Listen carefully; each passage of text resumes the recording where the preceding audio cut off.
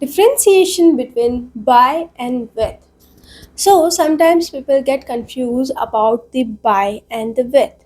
That कहाँ पर by का यूज़ करना चाहिए, कहाँ पर with का यूज़ करना चाहिए. Then I am here to clarify the confusion, to clear the things. Okay, so by. What is the difference between the with and the by? So the by shows how did something happen or how it was done. If something is happened, so how it was done. But with the help of with, we can clarify that with whom this thing is happened.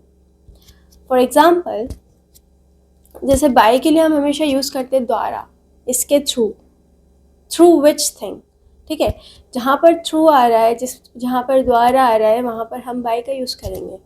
But with के साथ, किसी चीज़ के साथ अगर कोई चीज़ है, suppose for the example he painted with brush, so we use with the brush. Why? क्योंकि उसने पेंट किया ब्रश के साथ.